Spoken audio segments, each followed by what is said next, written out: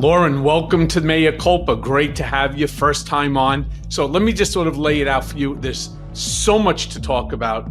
Hour goes by way too quickly, so I'm just going to jump right into it. You ready? Let's do it.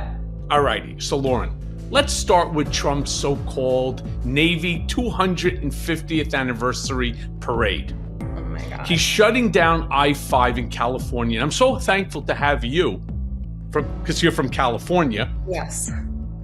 To answer these sort of questions. He's shutting down I-5 in California to stage a missile show from battleships.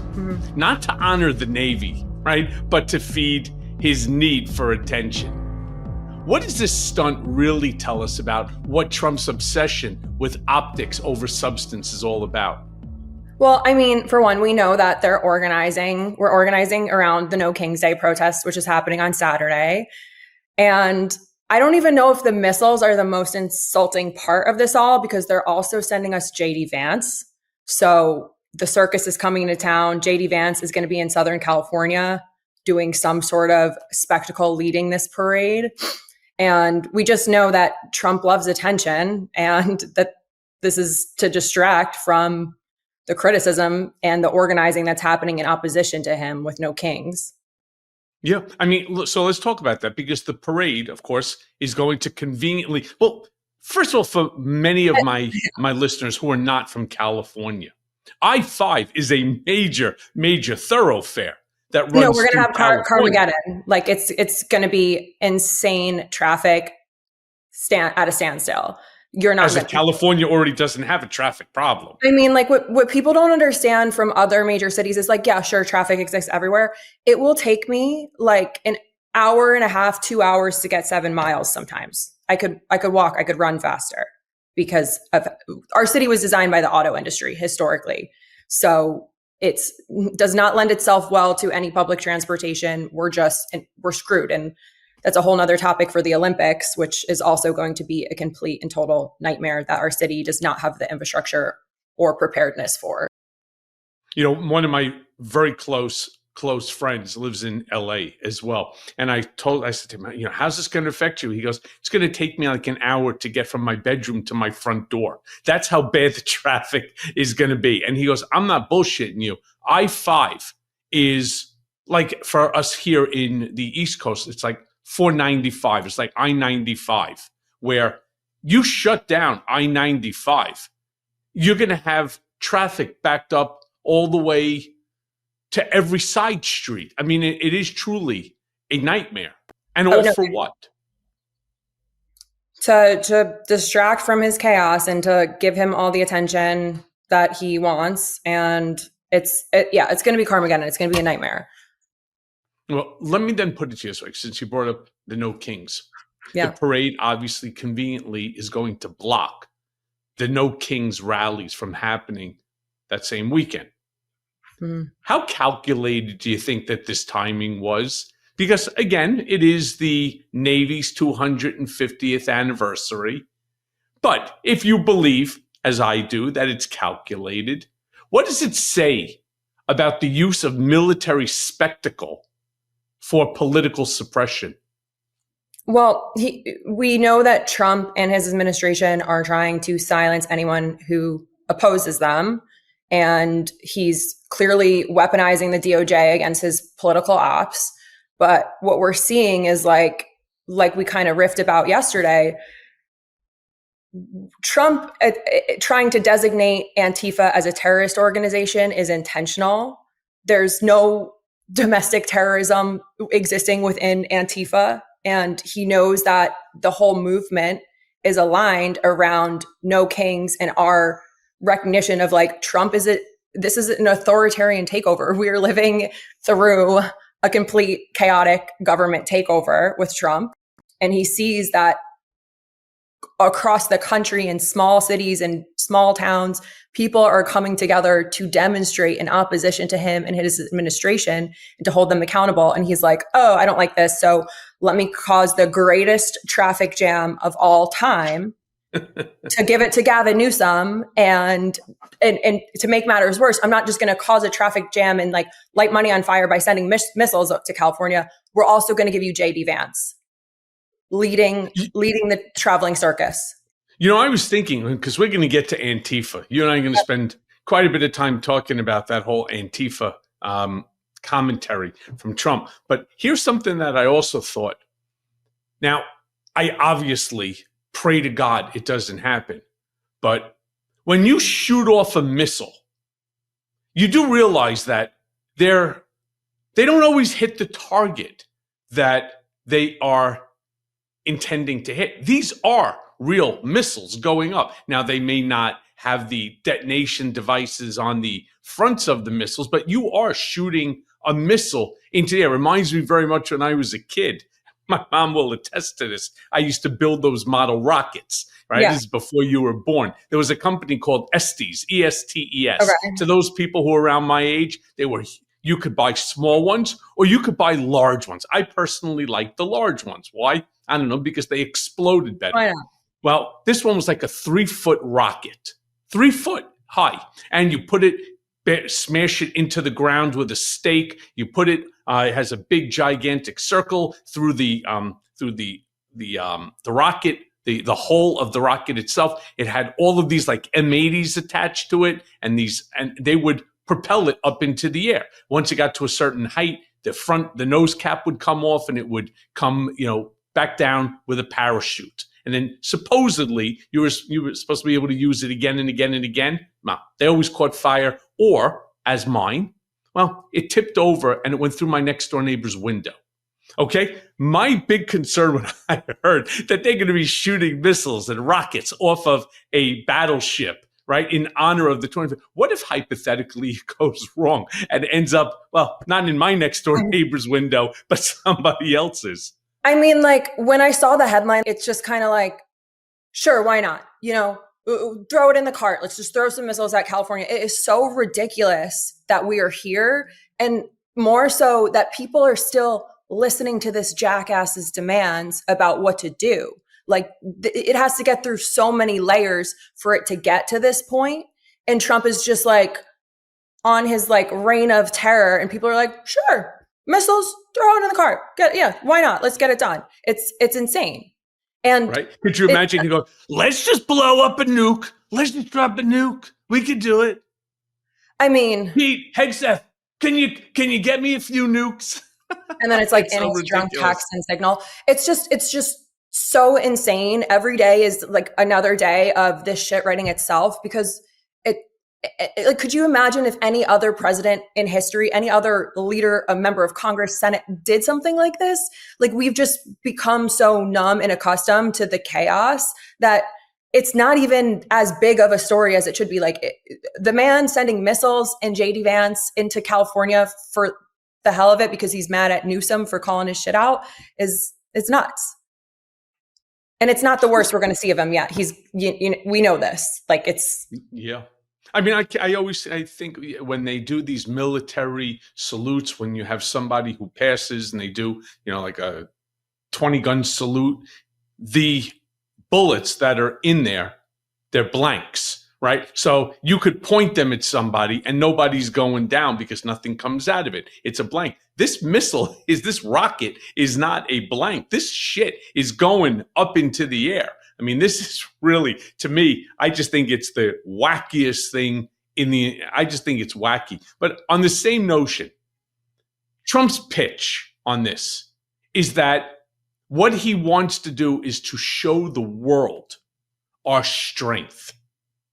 To me, to many like yourself, it looks like more of an authoritarian flex, right? Missiles over democracy.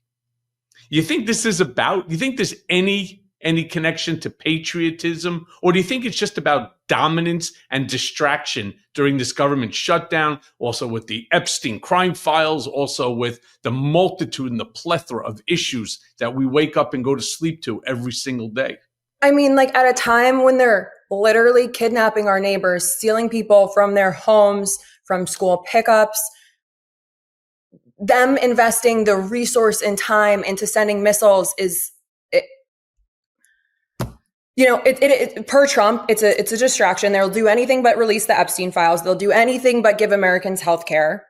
But here we are talking about sending missiles for funsies. And it reminds me of the ridiculousness of Charlie Kirk's memoriam, when I was like, am I watching a Trump campaign rally? Like, what's with the pyrotechnics? I've never seen pyrotechnics at a funeral or memorial before. And it's the same type of theater and a freak show. It's a circus and it's coming to town.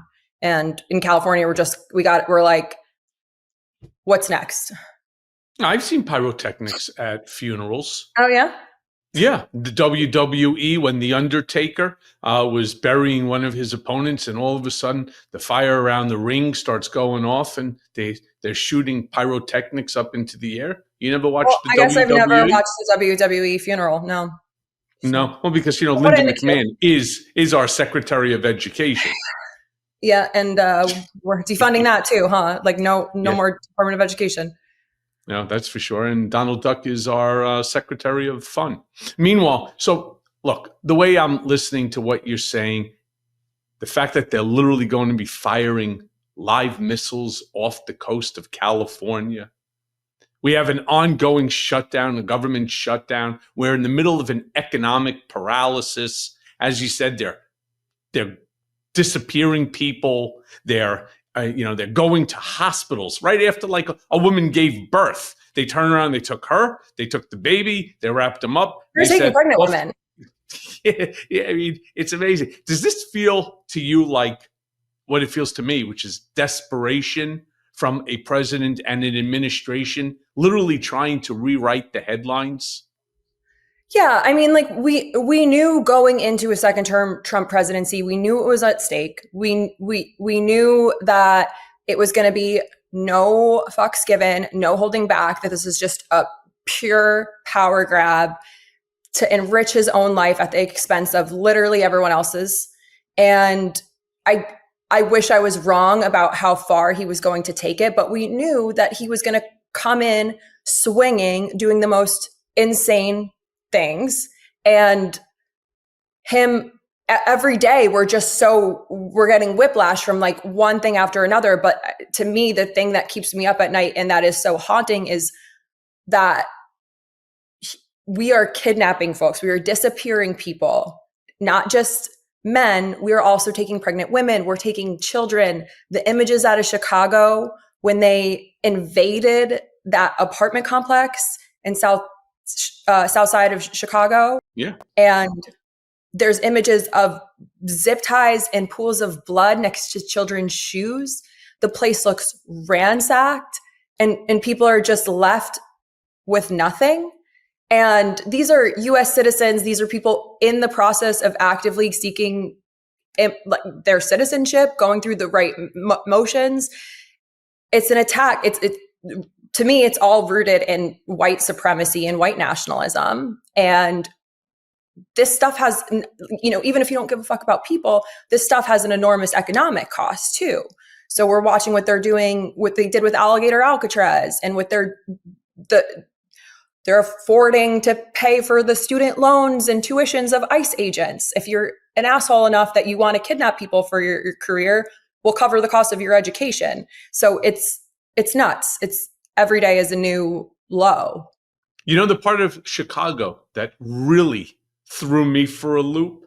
Of course, the disappearing, the zip ties, the children, the blood around the state. I know exactly what you're talking about. What really freaked me out, they use Black Hawk helicopters. Black Hawk helicopters, my friends. To repel from group. Yeah, they did. They repelled down. They were like if this was Fallujah. Black Hawk helicopters are used in military operations in order to secure a legitimate political purpose prior to war or during war. I mean, it's the Black Hawk. He's not hiding anything. It's clear as day.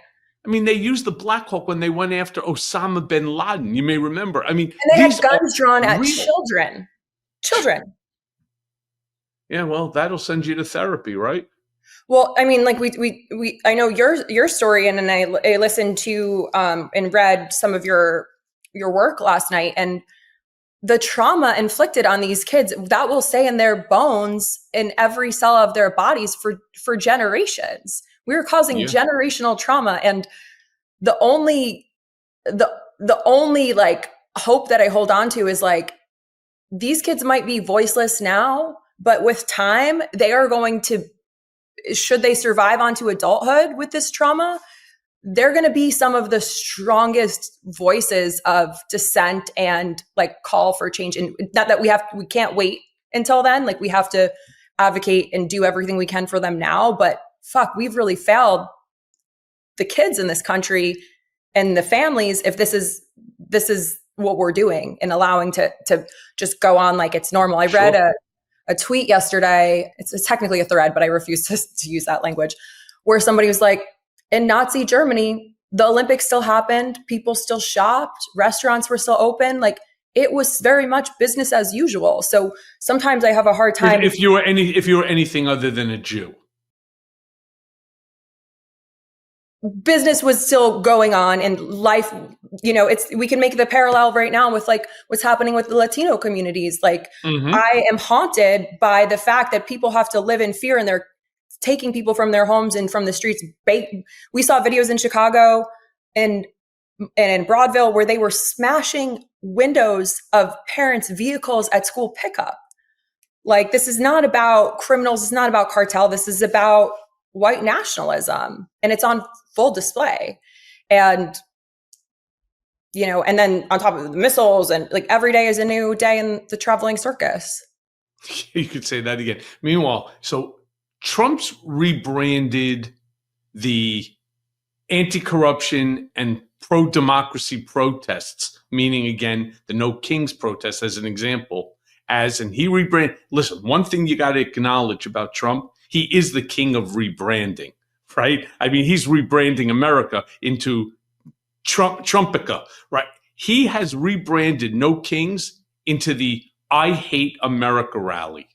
And that's literally straight out of an authoritarian playbook. Redefine dissent as treason. How dangerous is this kind of messaging to our civic fabric?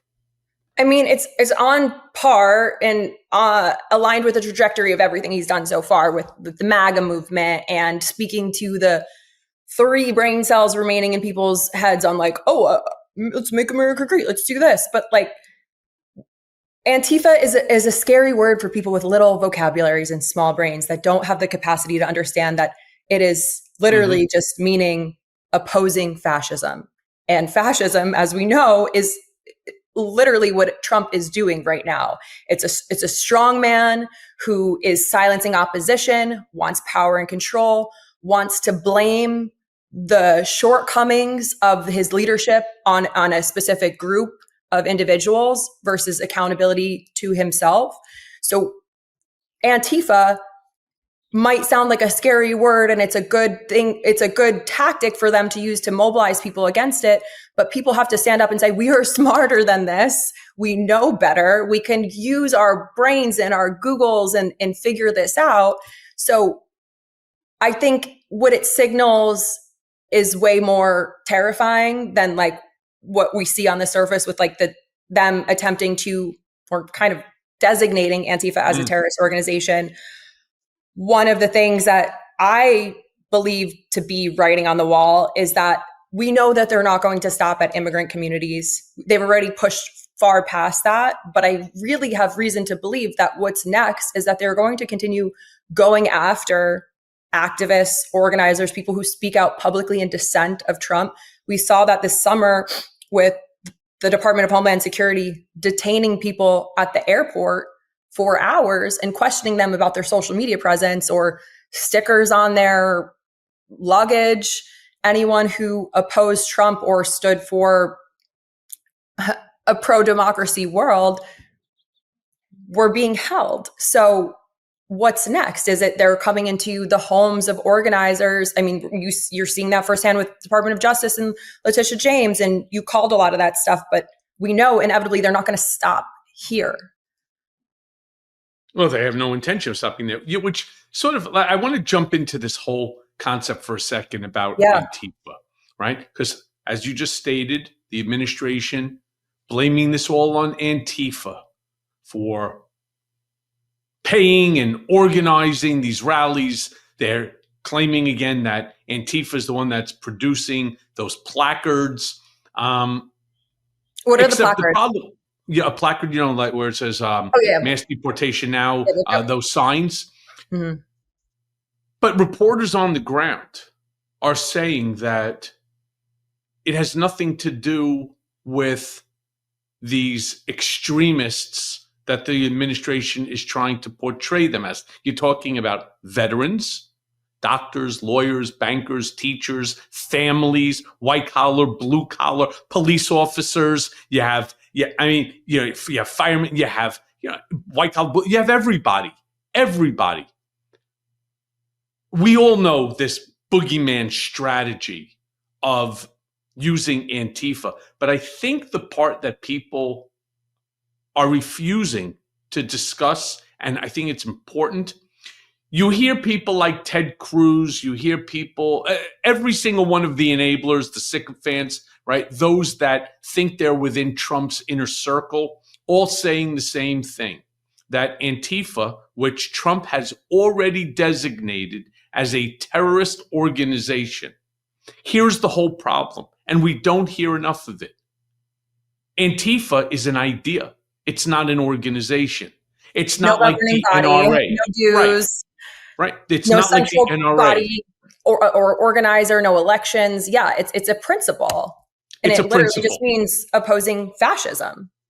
So if you don't have a hierarchy, there's no president, vice president, secretary, treasurer, there is no headquarters. If you today wanted to write a check to Antifa, there is no organization, there is no bank account, nothing that they're talking about is true. But yet, when you have people, even like a senator, like a Ted Cruz, that gets up there and talks about Antifa as if they are legitimate, the way I see it is that if hypothetically, Loren, that you go to a No Kings rally, well, therefore, you're a supporter of Antifa. Ipso de facto, you are a member of Antifa. Antifa has now been declared a terrorist organization, i.e., you are now deemed to be a terrorist and you could be detained. Mm-hmm. That's, to me, the strategy. Yeah, it's absolutely the strategy. You ever try launching a podcast with zero experience? Well, let me tell you, it's like being tossed into a cage match with a grizzly bear, blindfolded, wearing clown shoes. I mean, when I started Mea Culpa, I thought to myself, come on, how hard can this be? Well, script writing, logos, production schedules, ad deals, and don't even get me started on the tech setup. I mean, I felt like I was decoding the damn Matrix. If only I had Shopify when I launched this beast. Shopify is the platform behind millions of businesses across the globe, responsible for a whopping 10%, you hear me? 10% of all e-commerce in the United States. And my friends, that's not hype. That's a fact. From big names like Mattel and Gymshark to folks just getting their hustle off the ground, Shopify's got their back. I mean, you want a gorgeous online store? Shopify's got hundreds of sleek, ready-to-go templates that make you look like a design god. And AI tools? Yeah, they've got those too. Writing your product descriptions, jazzing up your images, maybe even making you sound smarter than you actually are. I mean, not naming names or anything, right? I mean, need a marketing squad? Shopify's built-in tools let you hit email, Instagram, TikTok, wherever your customers are scrolling or doom scrolling. And listen, Shopify handles it all. Inventory, returns, international shipping. I mean, they are the ride or die business partner that you never knew that you needed. So if you got a big idea or even a little one and you're ready to turn that dream into a reality, head over to shopify.com/Cohen.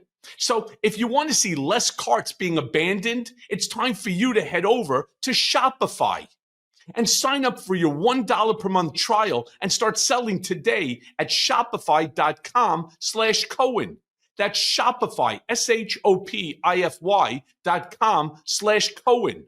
One more time, that's shopify.com/Cohen. And I recognize the risk when I show up to protests every single time. I've been protesting for over a decade now. And to your point, we see that when we're on the ground. Protest movements are inherently peaceful. There's people showing up in community together to resist and to demand peace and resist. And it's nuts to me. You know, we saw this play out with the Black Lives Matter movement and the uprising in support of George Floyd, and how they painted protesters as these violent criminals smashing windows and grabbing property and all this stuff. But it's a distraction from the real violence. And what's happening here, and when they say Antifa and stuff, they're distracting from the real violence, which is the state-sanctioned violence and brutality that's happening at the hands of our law enforcement, of ICE, of Department of Homeland Security, stealing people off the street. Just pregnant women are miscarrying in detention facilities. They're being held without water in cockroach-infested places. The images of Kristi Noem at one of those detention centers is haunting.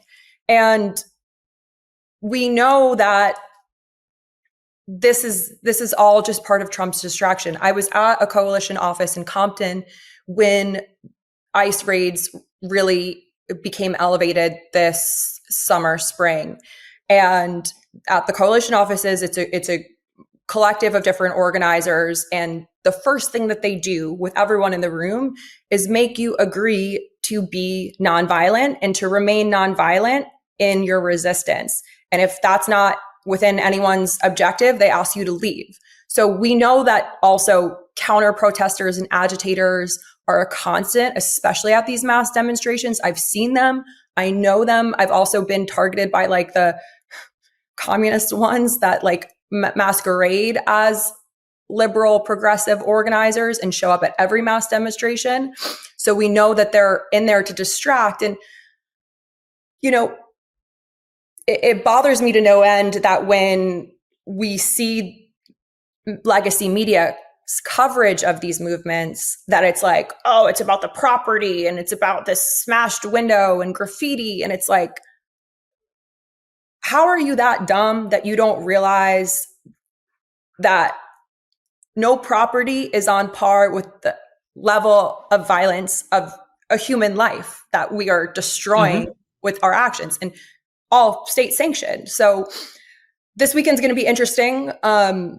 We're getting data that's supporting that this is going to be one of the largest mass demonstrations. I read a lot from the kind of Erica Chenoweth and the 3.5% movement. We know that it takes 3.5% of a population to resist, to enact real change.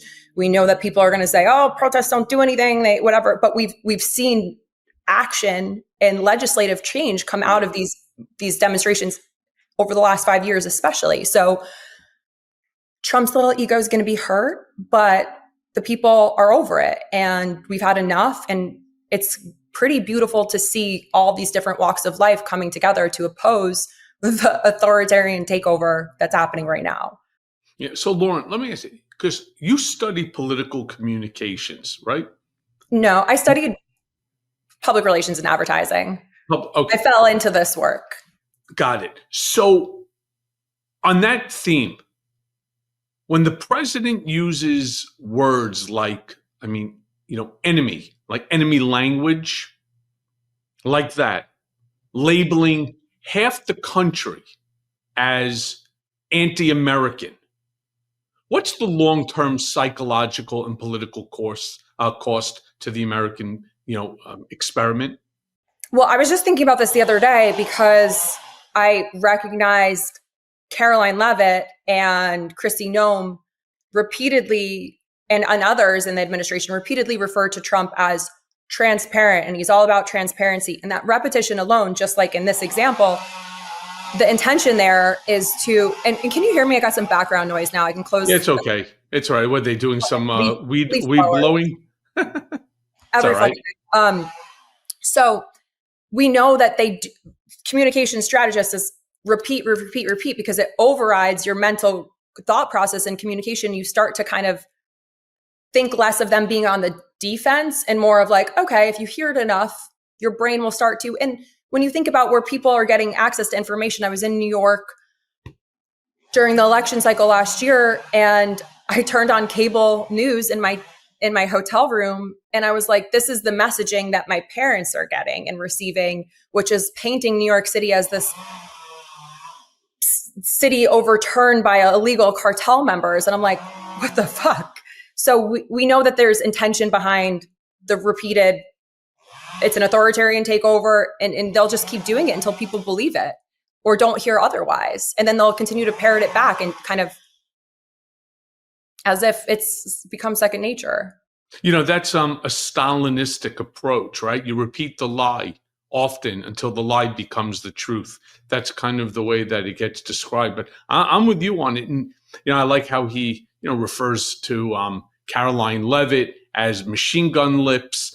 Then you have, I'm not 100% certain I understood the analogy, but I understand it just didn't make any sense. But what they're doing is they are basically saying, if you are not even just Republican at this point in time, and it's not, I shouldn't even have said half the country, it's a plurality, a significant plurality, like maybe 70% of the country, they are now labeling that large group, 70% of our country, as being, enemies from within. Right? You could be a Republican. You could be a Republican that voted for Trump twice and still be an enemy because you believe that the behavior of this administration is so abhorrent that you cannot any longer sit back. Like Marjorie Taylor Greene, once the most pro-MAGA person that was out there, she, Josh Hawley, Matt Gaetz,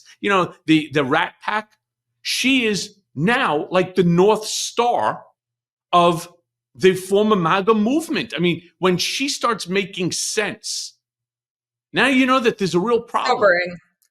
Right? Yeah. Yep. And I think the Trump with the administration right now, it's the Antifa stuff is nuts. It's also, we see the data coming out of Trump's approval rating. I think it's now 1 in 4, 25% of people who once supported him regret that vote or are disappointed in what he's doing. So he's likely recognizing that this pattern of dissent is increasing as he continues to act like a total asshole, and more people are standing up against it. So yeah, it's crazy times. And let's not forget that a lot of people standing up against it because now they're finally feeling it themselves in their pockets. Remember, like all the farmers that used to paint the top of their barns, right? Trump 2024 or Trump 2020. I mean, they literally draped the sides of barns with, MAGA flags and so on. Well, right now they're sucking shit through a straw because they can't sell their product. Why? Well, because of Trump's 100% tariffs with China, and now they're stuck. They don't want handouts. They're proud, decent people who want to work for a living to sell the goods that they produce with their own hands. It's not that you push a button, boom, next thing out pops a fucking Labubu. You're talking about harvesting, and then you have to prepare the land for the next crop with your fertilizers and your seed, and you got to make sure that the soil is rich with fertilizer and it's watered, and you got to hope that there's not heat or flooding. You don't have to hope that there's no flies that kill the crop, and they finally get it together. Hundreds and hundreds of thousands of bushels of soy and grain and whatever it might be. And now all of a sudden you have, fuck you, we're putting 100% tariff on China. On China's going to pay 100%. He's already backpedaled that one. I don't know. As of like a little bit ago, but who knows? Then he put it back forward, and he even said in the Oval Office that we're in a trade war with China, despite the fact that Besson said the exact opposite. I think a lot of people are learning the hard way what a tariff is. And there was a lot of people Googling tariffs for the first time after they realized that the American people, are the ones who are going to pay the price on Trump's little war with people he doesn't like. And what we saw with soybean gate, what was that, 2 weeks ago with the tax, where we gave that money to Argentina, and now all the American farm workers who have had farmland and their families for generations are now going to lose all of that work. And we're going to also see the monopolization and corporatizing of farm working, and all of this produce and whatnot is going to be coming from, it's going to be going to corporate contracts. So entire industries are going to be wiped out.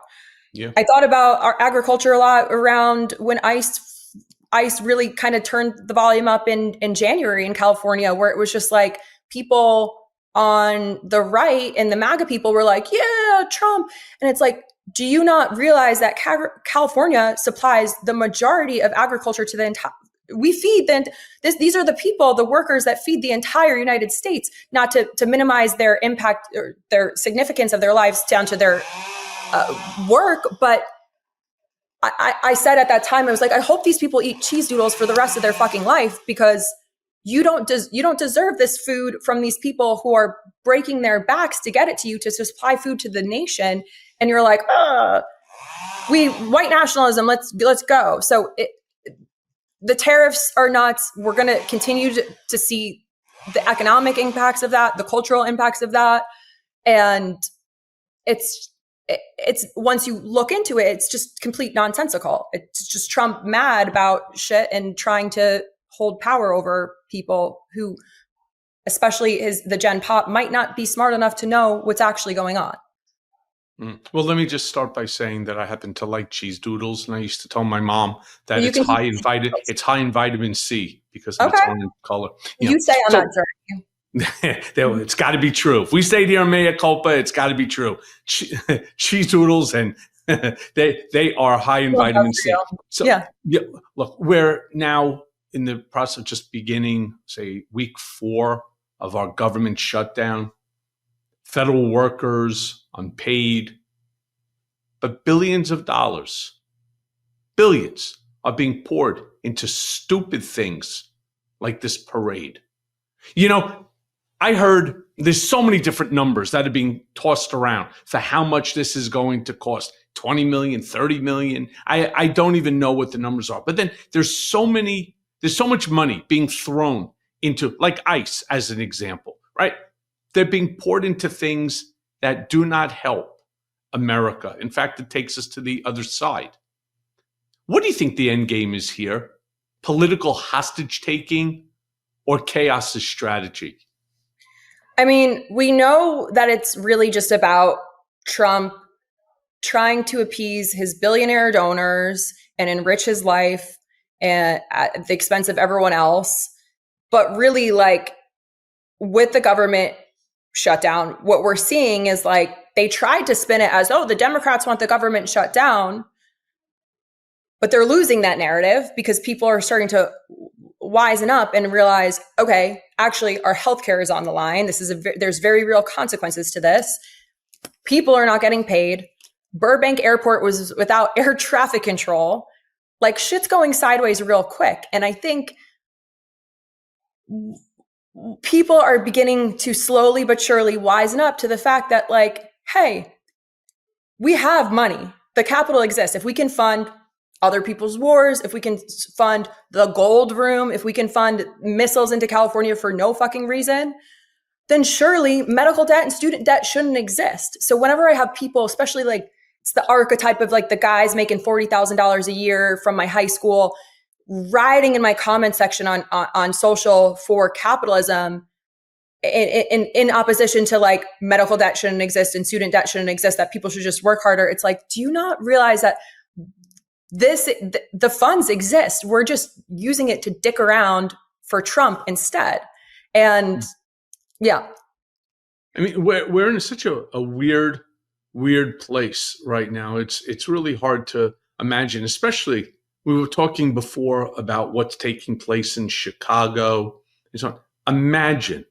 Imagine that a federal judge in Illinois had to order the administration to explain to him its role in the escalating violence against protesters in Chicago. Right? He made it crystal clear. Protesters are protected under the First Amendment. And personally, I have a connection to this. My judge, Alvin K. Hellerstein, after they unconstitutionally remanded me back to prison, making me the first political prisoner in American history because I refused to waive my own First Amendment constitutional right, he actually mandated that they are hereby enjoined from taking any further actions that inhibits my constitutional right. And I'm saying to myself, we're never going to see that crazy shit ever again. Well, lo and behold, the federal judge in Illinois orders this Trump administration to explain its role in escalating the violence against protesters. So, Loren, my question I want to ask you is, what does it say when the courts have to intercede? The courts have to demand accountability from a White House that's treating protesters as enemy combatants. I mean, it demonstrates how sideways this has all gone. And what I've really enjoyed out of these protest movements is seeing some of the kind of creativity coming out of Portland, and Portland staying weird and resisting in their own weird Portland way, because things like the Resistance Toad and, they got Yoshi and all these cast of characters out there.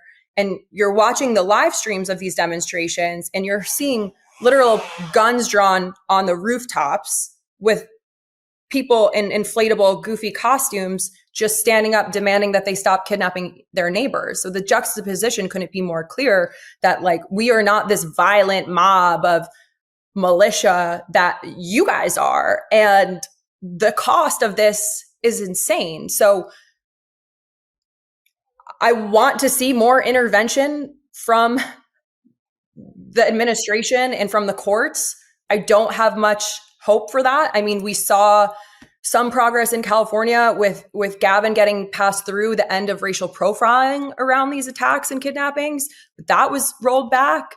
So we just need more of it. We need more protections because we have not seen the worst of this yet. It's going to continue to escalate quickly, especially following this weekend, because we know people are going to show up. They're unafraid. They've got nothing to lose, and they're going to be putting their bodies on the line to just stand together in community against the Trump administration and demand change. But it's going to piss them off more, which good, but we should be prepared. And just, we know that it's all a theater and theatrics, but it's a fucking lie. Well, listen, you've heard me say it before. When this administration is willing to use federal force against its own citizens during peaceful protests, and then go ahead and celebrate military might, right? It's setting a precedent right now of domestic control through fear. Like, I know people who are saying to me, I don't know if I'm going to really go to that, to the No Kings rally. I'm kind of like afraid. I don't want, I'm not a card carrying Antifa, like, right? There is no such thing. It's not like a card carrying Klansman or a card carrying NRA member. Doesn't exist. And so I believe that they're really looking just to control domestic movement through fear. Yeah, it's intended to scare people. I will be out there without a doubt. This is a really important time for people like me to use their privilege and to stand on the front lines, because we know how law enforcement treats people of color. And this is a good opportunity for me to be out there and standing in community and resistance, just watching the shit that goes down. I mean, I've been in crowds that have been pepper sprayed and saw the flashbangs and been out there during all that stuff. It's wild, but it's also a time where you could be really proud of your community and the people that you're surrounded by, because they've had enough. And it works. You ever hit that point where your body starts sending error messages that your doctor can't translate? Aches, fatigue, brain fog. And the guy just shrugs and says, you're getting older. Yeah, thanks, Dr. Obvious. I mean, real insight there. And that's when I found superpower. And I'll tell you, it's the first time I felt like someone actually gave me the full picture. They test over 100 biomarkers: heart, liver, thyroid, hormones, vitamins, even toxins. And they break it all down for you in plain English. Then they build you a personalized plan: supplements, nutrition, lifestyle tweaks, and they even tell you your true biological age. I mean, to be honest, I was relieved mine didn't come back as ancient. Now, let me be clear: it's proactive health, not the usual guessing game. And the best part, you track your results over time, like watching your health improve instead of waiting for it to fall apart. Now, usually this level of testing runs $499, but right now, Superpower's offering the whole experience for $199. And I'm telling you, it's worth it just to finally know what's going on inside your own body. So head right now to superpower.com to learn more and to lock in that $199 price while it lasts. That's superpower.com, superpower.com. Go sign up, find out what your body's really saying, and tell them that Mea Culpa sent you. Your biology decoded. It's your superpower. It's designed to scare people, but we know that this work is important, and if it wasn't important, they wouldn't be working so hard to shut us up. Yeah, that's very, very true. Meanwhile, you want to talk about decay, GOP, Republican decay? Look no further than what came out just the other days. Young Republicans with their vile text messages. I want to talk about that for a second because these racist, sexist, misogynistic, xenophobic, homophobic, transphobic, Islamophobic, anti-Semitic comments, openly mocking the violence at protests and mocking individuals. One guy, I think, used the N-word like you use punctuation, like a period at the end of a sentence. I never saw anything like it. Obviously, these idiots never thought this Telegram text message chain was good. But you have hundreds of people on it, all applauding the usage of words that shouldn't even exist. How deep do you think that this rot goes inside the GOP's next generation? Look, whatever happens with the old folks, as we like to call them, the altacacas, it doesn't make a difference. They're yesterday's news. It's this next generation that really concerns me because they're taking a page out of a very ugly page, out of a playbook, very ugly page. I think one of the things that was most jarring to me about the second term Trump presidency is that after the ear bullet situation, that really uncloseted a lot of folks. And it gave people permission to come out and say, you know what, I fuck with Trump. And Trump gave people permission, as somebody who's ascended to the highest position of power in our US government, to be racist, to be openly xenophobic, to be homophobic, transphobic, and to just stand for white nationalism so overtly that I was shocked, and I shouldn't have been, at how many people were uncloseted in the last 9 months and through the election cycle, where we see these Andrew Tate archetypes, these Logan Pauls, and we see young folks listening to them, getting, mad about something, hearing what they want to hear in their insular echo chamber and being like, oh, that's all I needed to hear. I'm good. I've learned what I need to learn. I've made up my mind and I'm done learning. And I'm, just going to stay in this little insular environment of hate and white supremacy where I'm protected and nobody comes for me. And that's that. And it's continuing to play out in legislation and attacks on people. We're vilifying the trans community. We're vilifying immigrants who this nation was built upon. And we're doing it through white people. So it's where do you think your family came from, Tom? Yep. How do you think you got here? So it's just nuts. And something's got to give, which is, I think, why the call to action for everyone to show up this weekend is so key. But it's continually disappointing to see somebody like Trump in the highest position of power in his cabinet pushing such hateful rhetoric. We're seeing it trickle down. And it's just become so normalized. We don't even really flinch at it anymore. It's almost expected. Yeah, we have normalized cruelty, and we've normalized this sort of grotesque expression. Listen, you want to be a racist? Constitutionally, you're protected to be a racist. It's why the KKK even still exists in America. Doesn't mean you should. Doesn't mean it's right. But you are constitutional. Constituents ever either. Totally agree. Or to be an idiot and to be the vice president of the United States, because Shady Vance's response literally was to turn around and say, they're just kids being kids, right? Going right back to the old Trump immature locker room talk, right? What do you think that this sort of stupidity by our fucking vice president of the United States, a guy who politically would never have ascended above where he was before. He bootlicked his way to the top. He sure did, right?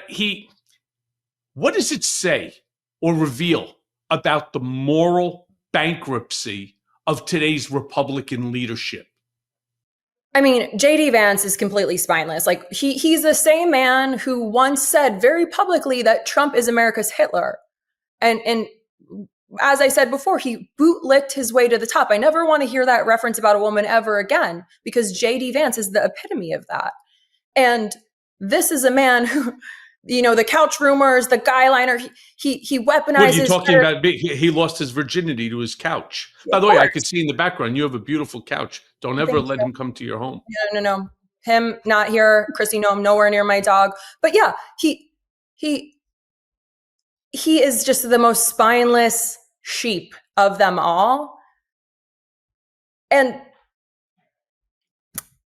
I don't want him in California this weekend, which I'm annoyed about. But with JD Vance, it's so harmful to enable that language. And I hope that people are wise enough to be like, what the fuck? This, we deserve actual leadership who are going to represent the people and not encourage hate or dismiss. I think he was, to your point, he said something about it's just kids. They're 22 years old, a lot of them, 23, 25. Those are adults, fully developed prefrontal cortexes. 18 to 40 was the ages of the people in that text message. 18 to 40. I can't say I'm surprised. I didn't fall out of my chair when I read those text messages. My chats were blowing up with them, but it's just, I'm not surprised. They're not doing this in hidden chats. They're doing it. Trump is doing it every day when he goes out and speaks. Pete Hegseth, same thing. He was trying to, what was that, a couple weeks ago he was rallying the troops, being like, it's about masculinity and no trans people and all this. And it's they are not the enemy. You are. And it's, my biggest concern, Loren, here, when you have this political cruelty that becomes kind of a social currency amongst these young conservatives, the next generation, I truly believe that we are risking the creation of a generation that views empathy for others as weakness and power as the only virtue that they should be interested in. Everything else is secondary. Yeah, I mean, I think about unlearning in my own journey, unlearning a lot of problematic things about how women should be in positions of power and XYZ, and think about that on a mass scale with the rhetoric coming out of our leadership and the implications that this is going to have for generations on culture, because we're enabling people to be so out of the closet with hate and divisiveness and from the highest people in government. So I think at the heart of it, a lot of these people, it's misguided rage. They're mad about something. They're mad about not being far enough along in their life as they want to be. They're mad about the cost of rent, their mortgage, the inaccessibility of the American dream. But it's a distraction from the people that they actually need to be mad at. Right. Immigrants are not the reason you don't own a home. And you don't have enough money to care for it's the administration, it's the system that we need to that has control. By the way, you know who used that same exact language? Who? Adolf Hitler. Oh God. Me? 100%. My language? No, the language that you were just, not your language, the language you were saying from the administration. No, I when was he like, said, you know, we have to blame, no, that we have to blame yeah, somebody. There's a ton of parallels between Nazi. Remember, because in in Germany at the time and all throughout Eastern Europe, financially, countries were really, really suffering. Whose fault? Oh, it's the Jews' fault, right? And that's the goal, was to dehumanize so that the extermination just becomes much easier. But Loren, as the hour comes to an end, I have a final question for you. Yeah, it's always a doozy. Okay, let's go. When you step back and you look at all this, and I'm talking about you, Loren, when you look back at all of this, the messaging, the militarism, the manufactured enemies, you think that we're witnessing a man, talking about the president, unraveling? Or do you see a movement that's consolidating his control and power?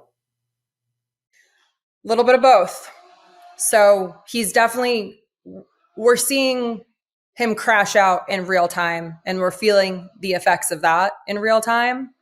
And at the same time, we're also seeing, and this is the part we try to hope and hold on to, we're seeing a great deal of resistance. We're Democratic Party still fumbling a whole lot, but we are seeing voices emerge, and Zoran Mandani call people in, educate them, lift them up. And the reality of this is that it's going to take all of us. Nobody can be a passive bystander in this time and say, I don't do politics. Politics doesn't affect me. Politics is going to do you whether you do politics or not. So everyone needs to wake up, lock in, and understand what's happening now is going to impact us for generations. So we have got to continue to resist. We've got to continue to stay informed. We've got a bunch of elections coming up. It's like another election year all over again in November, where we have to vote informed. We have to show up to special elections, because when we don't, it's not just individual voices that go unheard. Entire communities are going to suffer. So taking a great deal of responsibility there, and making sure everyone's mobilized around that too, in addition to this weekend.